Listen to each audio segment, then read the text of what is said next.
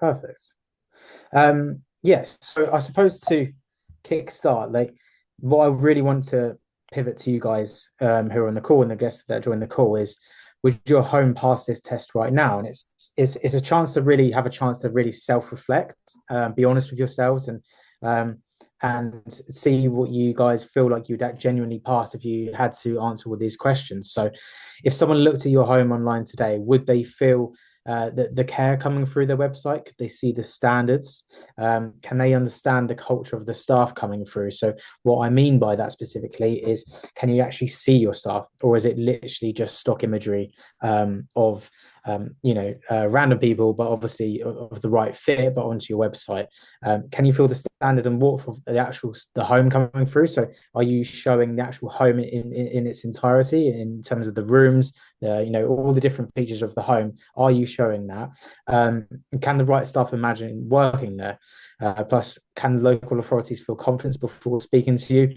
Is the founder or leadership intent visible? So that basically means, is the founder or the person leading the organization, are they visible? Is their story shown? Are they being at the forefront on being visible on LinkedIn and other social channels and really telling the story of why they set out to do what they do?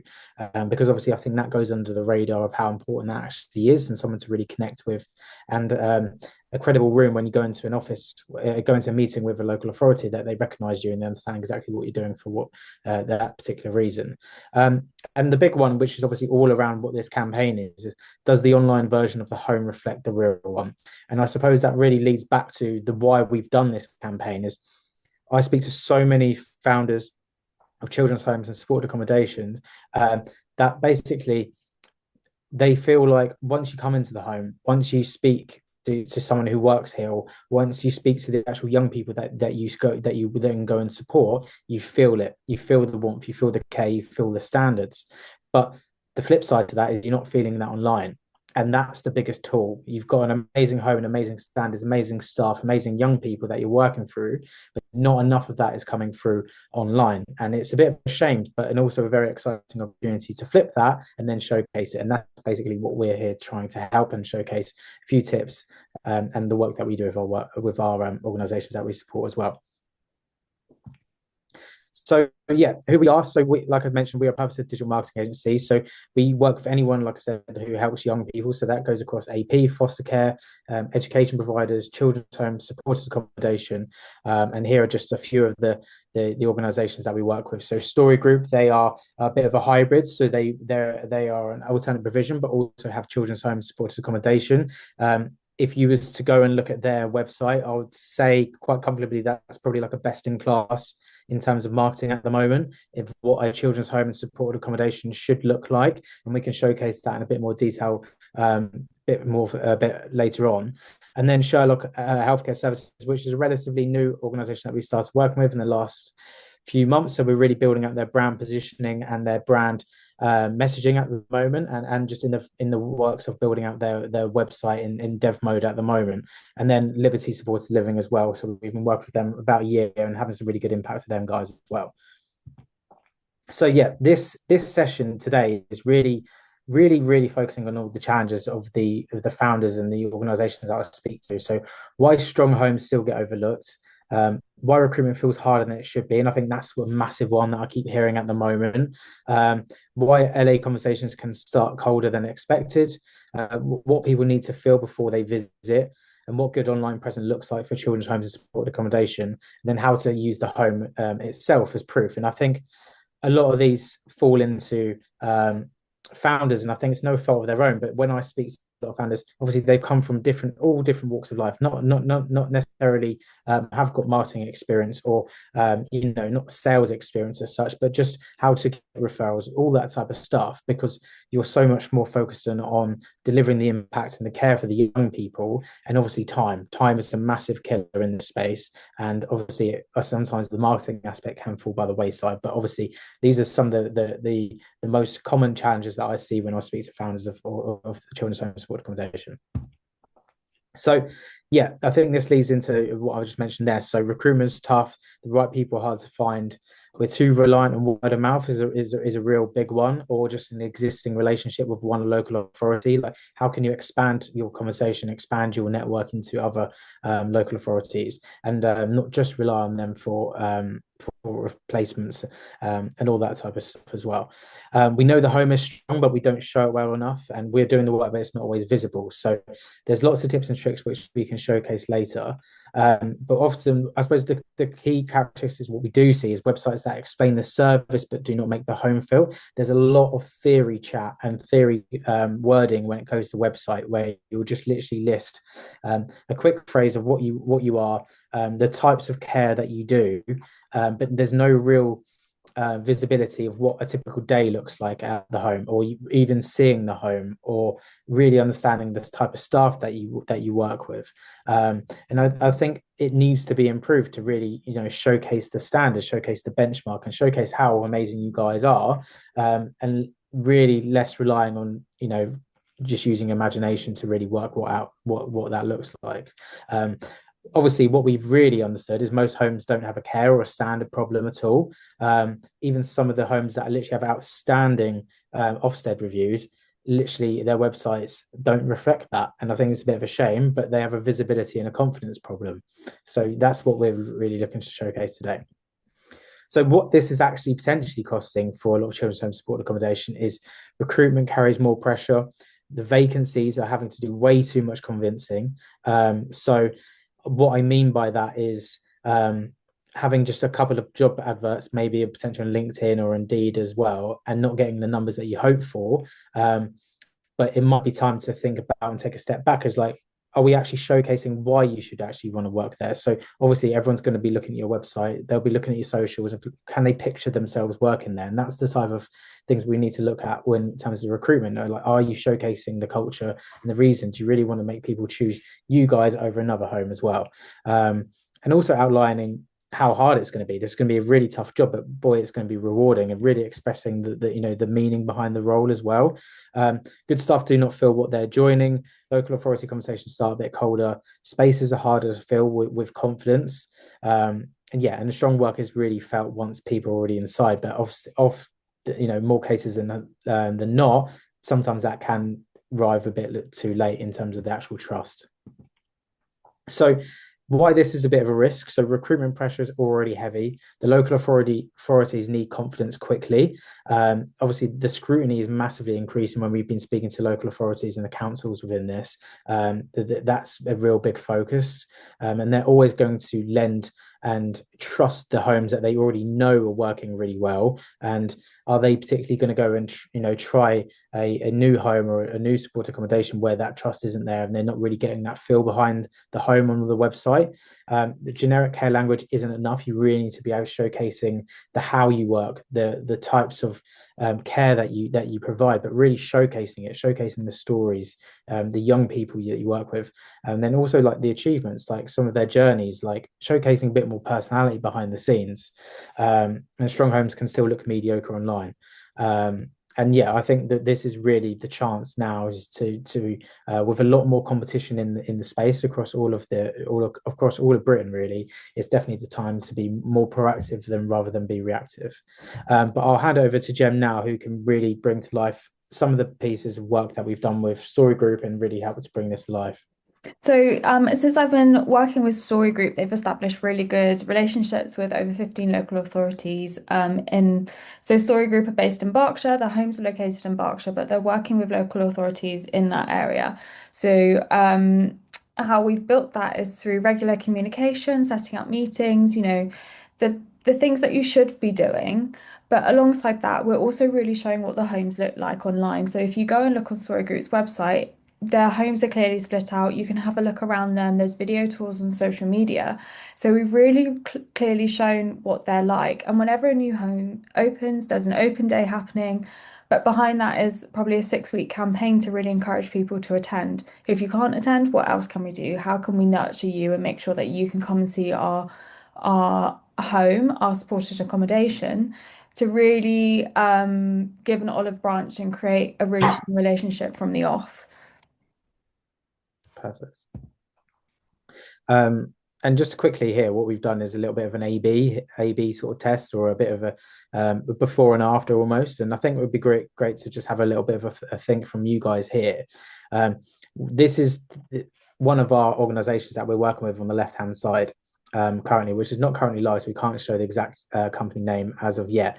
But what we've done is you can really see the passion and the care that goes into in terms of the website. So really powerful home message. So stable care, thoughtful matching, and a place to move forward. So you're really setting out a clear brand. Obviously, the brand in terms of the color schemes is very vibrant, is very modern, speaks to the young people. You're also displaying the actual impact and the stats there, but then also showcasing the homes. And behind that is a clear. There's videos there showcasing what the home looks like, plus a little walkthrough diagram of each room within the house. And I'd just like to ask, like, in terms of which home would you trust first? If you, as a council or someone from the local authority, would you prefer to choose A on the left hand side or B?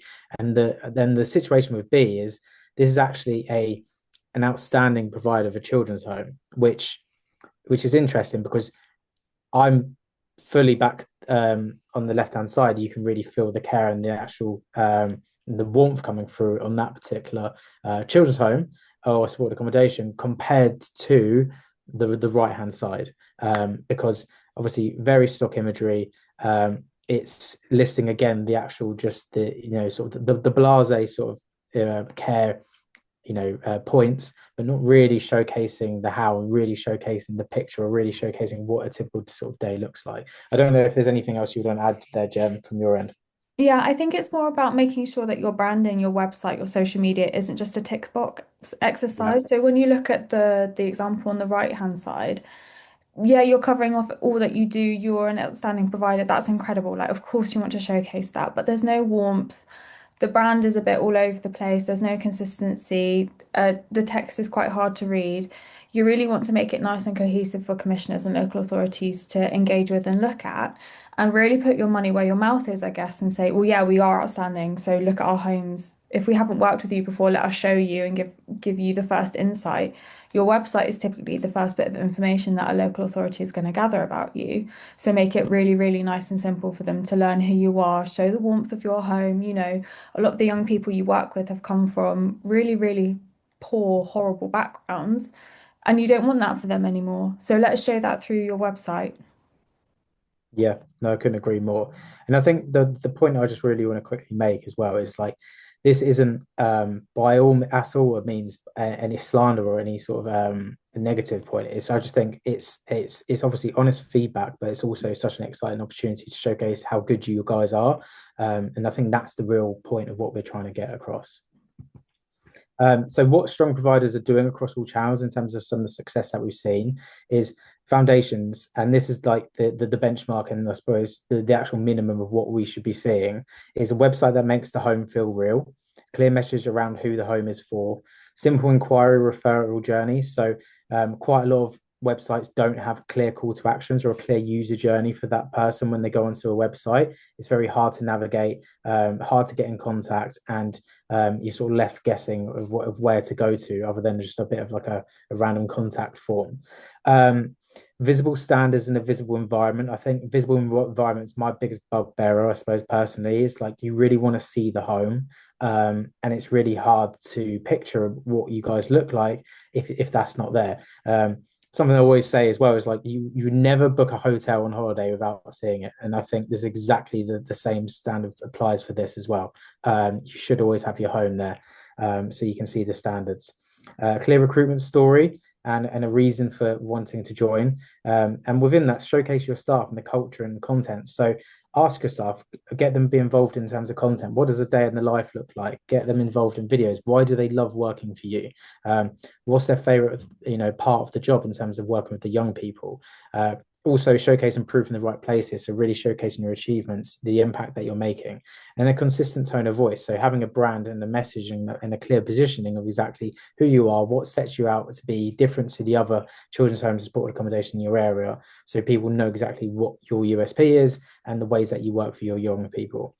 And then the other side of that is the home as a recruitment content. So good staff are choosing more than pay, shifts, and a title. They're choosing the environment they will stand inside, the teams that they'll work with, the standards they'll be held to, the culture that they're stepping into, and the types of young people they will support. And I think if you were to look back at this slide quickly, if I was a person who's going into an interview process and I could either join option A or option B, personally, I would be always choosing option A because I could feel what the home is looking like. I can feel that's the type of home and the standards that I would want to look for and when applying for, rather than a home that you can't see that and you're left guessing. And you might have a really good founder and a really good person to speak to, but obviously they're really showcasing the trust and the care from option A versus option B. So yeah, I'll pass over to Jem just to quickly walk through some other bits that we're doing with Story.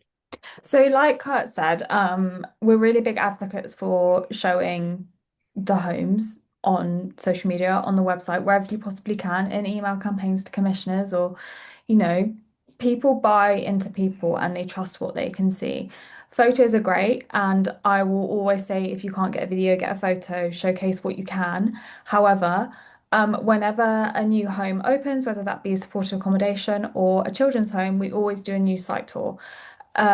Before it's furnished, we'll go in and do a house tour. Sometimes we might even get a young person that lives in another supported accommodation to do a voiceover or give a guided tour or something like that to really get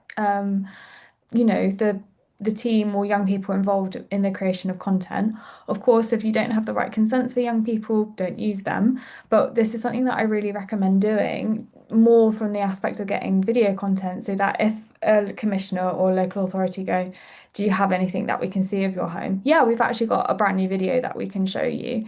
And it's just a really nice way for other audiences to get engaged as well with your content. Another thing that is really good is showcasing testimonials in reels or snippets or something like that as well on social media and the website in a really nice visual way to prove that you are the thought leaders, you are top of your game, you know what you're doing, and we're getting incredible reviews through. So yeah, we're going to shout about it as well. And another thing that we do, so this covers multi-channel for Story Group, but we always do an update from the alternative provision, supported accommodation and children's homes. So we showcase what's going on, what's going on with staff, what's going on with the young people, what activities have you been up to, that kind of thing. Another thing that isn't really shown and that we haven't really touched on yet is young people aren't just necessarily existing in the home. There are lots of different things going on. The staff are teaching them life skills, how to budget, they're probably getting into college or finding jobs and apprenticeships and stuff like that. How are you really supporting these young people? What activities are you doing with them? These are all really, really good things to showcase across your marketing to say, yeah, we know how to really look after these young people. We're so much different from the supported accommodation 10 miles up the road from us because this is what we can offer them. Yeah, I think that's really helpful. Cheers, Jam. Yeah, and I suppose the other angle as well is the home as a local authority confidence. And I think this is a really big one. We know the importance of having a really good relationship with local authorities. And local authorities are already forming a view from your website, the referral information, your language, the proof, the leadership visibility, your recruitment presence, your consistency, and what they can understand before speaking to you. And I think the most important thing is they need to feel that it's safe, it's serious, this is well led. You're doing it for the right reasons, and the standards are very high in terms of the young people that they're working with. As Jem alluded to, these young people that have gone through really challenging times, and they really need to feel that care and feel the warmth and not just be left guessing by um, stock imagery and sort of blasé claims around the types of care that you're working for, and really understanding who the founder is behind the scenes and what the care that they want to do and were set out to do. And the home is such a powerful tool, and is more than available capacity. And capacity gets attention, but confidence moves the conversation forwards. And I think that's what we really want to start seeing when speaking to local authorities. Yeah. So, Jem, did you want to speak about the direct mails and the open day that type of? Yeah, so we live in an incredibly digital world, but I'm still a massive advocate for doing tangible touch points with commissioners and local authorities. So when a new home is opened, we'll always send out an actual invite to an open day or send a letter out to say, hey, we're doing this, come see us, for our open day, have a tour, get to know us. So it's a lot more personable, it's a lot warmer, a lot more inviting to receive a physical letter or a post. I know that I like getting stuff in the post, so will local authority. It shows that you've really gone out your way to say, look, we really want to partner with you and create relationships, so we're going to go above and beyond to get involved. And like I said, always hosting open days and things like that is always so helpful.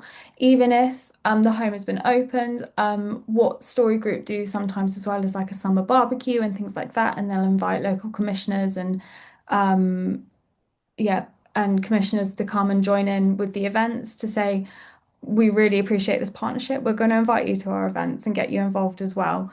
And that just makes the relationship so much stronger because it's going both ways then. You're not just relying on them to send referrals because you've got that connection. You're involving them in the ecosystem of the home, whether that be supported accommodations or children's homes, and saying, we really, really like this relationship. We're going to nurture it even more by including you in our events. Yeah. I think, yeah, definitely. I think it also just shows that you're going to be like a flagship provider in your area as well, and you're taking this really seriously. And I think the benchmark which you mentioned is having a good online presence, and I ran through the different benchmarks of what that is. But then also this is like the 360 angle as well, and there's obviously a lot more things you can be doing, but this is really just to highlight a couple of extra things you can be doing. And I think just a note, having a real clear brand, so it's they seeing the same brand online as when they're seeing it when they get posted delivery as well. And I think it just shows exactly how good you are, and it's going to leave an impression that they know that you're trustworthy, you care, and the standards are going to be really high. And this is sort of like the part that we see that most providers are still missing. So what I literally just mentioned just there is just like one clear story across your website, socials, recruitment, and local authority conversations. Proof that supports the claims. So the cares and the ways you work, but how do you do it? Showcasing it, the actual, can you actually really picture it? Is there evidence of it? Content that shows the home, not just the service, and that can be on online, but also on socials as well. Leadership visibility that explains the intent from the founder or directors that are working with there, or even staff. Recruitment content that carries the culture. So are you doing day in the life videos? Are you doing loads of different content to really showcase why your staff do what they do and love working for you guys? Local authority facing communication that builds confidence before outreach. So doing things like open days, which Jem just mentioned, and sending things in the post is just a couple of things that can really help stick in the mind and really showcase why you do what you do. And consistency that makes the provider feel safer to speak to, apply, and refer into. How good would it feel if someone literally just went onto your website and it was just all in there in the first 30 seconds? They're getting all of the information that they need, the care, the found of why they're doing what they do, the homes, and a really clear process. You're going to stand out a million times better than 90% of the providers that are currently out there at the moment. And this is why some providers do not just look better, they feel safer to choose as well. And I think that's the most important thing.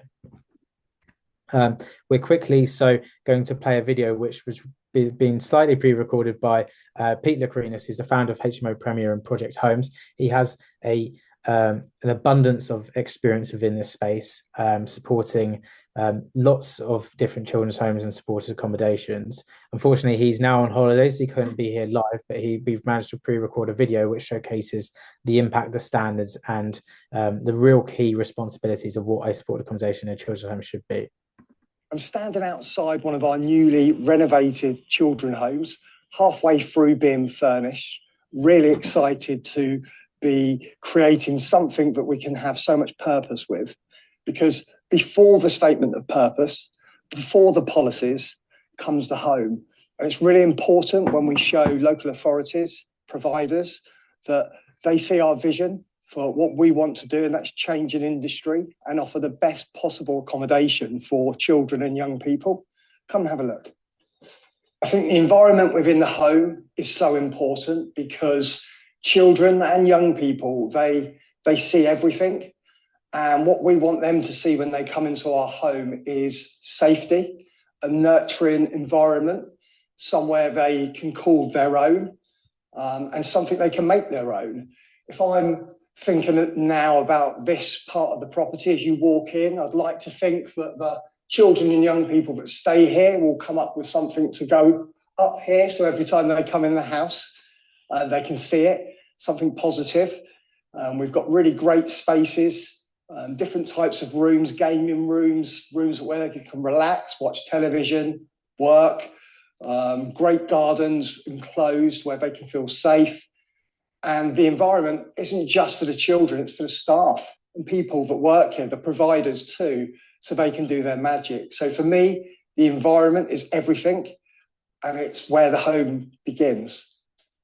I think one thing that I wanted to do right from the beginning, and I always wanted to do, is to create the best possible children's home I could, and not look at the minimum standards, but look at what we could create and where we could take it, and all the things that perhaps you haven't seen in a children's home before, from creating smaller children's homes to create families, luxury kitchens, nice bathrooms, en suites, bedrooms with furniture and smart televisions so they can relax, they can work, and they can really make that environment their own. Then small touches, positive affirmations throughout the house. We've got some pictures here where we're actually painted from one of our clients' daughters that actually mean something. Creative spaces where children and young people can express themselves. They can play arcade machines, they can paint, they can plant, they can do whatever they want. And I think that's really important. And when I look at the variety of children homes we've created, we've had cinema rooms, we've had outdoor gyms, we've had different facilities that you wouldn't normally expect, but make such a difference. And I always remember the first open house we ever had, and it happens a lot, where local commissioners were actually in tears because they hadn't seen anything like what we'd created.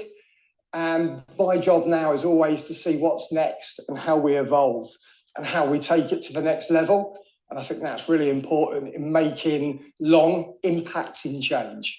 The local authorities have got a really, really difficult job on their hands, and nothing gives me more pleasure than producing something that when local authorities come and have a look around, when they come to our open houses, they're not just wow, they're blown away. And I mentioned before that, you know, a lot of the time local authorities have left in tears because they've never seen anything like this. And local authorities are obviously connected with children and young people. They're doing a tough job for a reason, because they care. And they almost connect with the property because they know that it's going to be a great environment, a great home for kids, young people and children that they're seeing. So for me, nothing brings me more joy than working with local authorities, trying to save them money, but giving them the best possible properties and working with the best providers so they can have that joy as well. And they can send children and young people here knowing it's going to make a difference. It's amazing. I can answer this passionately, genuinely, and it's all of my passion and care behind what we're creating, what we do. And that stems from my personal experience, which is growing up in a family where my brother and sister were adopted. We fostered as a family, hundreds of children, including on a respite basis. My mum and dad worked in supported living before it was in houses, when it was in hospitals. And I had severe ADHD and really struggled at school as a kid. And it wasn't until after school I really found myself and thrived and got into the property industry and started to build my network, build my name and businesses. And I think it's my mum and dad's legacy that created that passion and drive, because it's not an easy industry to be in. So you have to be in it for the right reasons. And if you want to create special homes and you want to work with special people, and most importantly, you want incredible outcomes for young people and children, you have to have a reason why. You have to care. And that's mine. And I want to reach out. I want to connect with as many people with that passion as I had, and want to do this for the right reasons so I can simply help them. I can guide them on their way. I can give them advice. I can teach them some of the mistakes we've made along the way. And most importantly, and it all comes back to, if we're helping more people, then we can help more people, help more children and young people. But without my passion, without my purpose as a founder, I think it's my mum and dad's. Literally, you want incredible outcomes for passion as I had, and want to do this for the right reasons. So I can simply help them. I can guide them on their way. I can give them advice. I can teach them some of the mistakes we've made along the way. And most importantly, and it all comes back to, if we're helping more people, then we can help more people, help more children and young people. But without my passion, without my purpose as a founder, as a business owner, I would never be able to achieve what we've achieved, and I would never be able to have the vision for what's coming next. And there's always something coming next. Anyone out there that is looking to start, that is looking to improve, is looking for any help around anything that we've discussed at any point of the journey, then please get in touch. We'd love to hear from you. I'd love to help you. You can follow me on social media, LinkedIn, Instagram, Facebook, visit our websites, or just send a message and make sure you get in contact, and perhaps we can arrange a free discovery call. Cool. Perfect. So I think, yeah, the video from Pete really shows the care and the standards and the reasons why he does what he does. And I think ultimately, yeah, I think that really tees up to showcase our passion. Our passion is very similar to Pete's himself. So we really want to help providers become easier to understand, easier to trust, and easier to work for. And what we're overall feeling is too many strong homes are being judged for a weaker online version of themselves. And obviously, I think that makes us sad that we're seeing that. We really want to help. So that matters obviously from your end as well, because obviously recruitment gets harder. The local authorities conversations are a bit more trickier, and the strength of the home is only felt once people arrive, and often that's a bit too late. So good homes should not be missed because the online version of themselves does not carry the real thing. So if this felt familiar and the next step is simple, what we can do, so myself and Jem can definitely have a quick look at your home in terms of the actual digital version of your home. So what I mean by that is that we can have a look at your website, we can have a look at your content, we can look at the typical brand that you have, and we can start showcasing you where the home feels flatter than it should, what confidence signals are missing, what recruitment content is not carrying, and give you a few bits of honest feedback, but then also showcase some vision and some phases and some tips for how we could potentially help, and for you guys to potentially action as well. So yeah, if you are interested in doing so, feel free to jot down my email now and reach out, or connect with me on LinkedIn. I will tomorrow also send up an email just to thank everyone for joining and summarizing this and getting involved that way. So if that's easier, I will send out an email tomorrow to everyone that's joined, and then we can go from there. But yeah, just want to say a massive thank you for myself for joining, and then also, yeah, I'll hand you over to Jem as well to say thanks. Yeah, thank you very much. We do have just under, well, a minute and a half left. Just if you've got any quick questions at all, we can happily answer them now. Otherwise, like Kurt said, feel free to reach out tomorrow. Yeah, no worries, Ma'am. I will send an email to you, and yeah, we can get in touch. Yeah, we can do that if that's easier. Perfect. All right. Thank you so much, guys. Have a lovely evening, and we'll hopefully catch up with you soon. Perfect. Thank you so much. Thank Thank you. you. Bye-bye.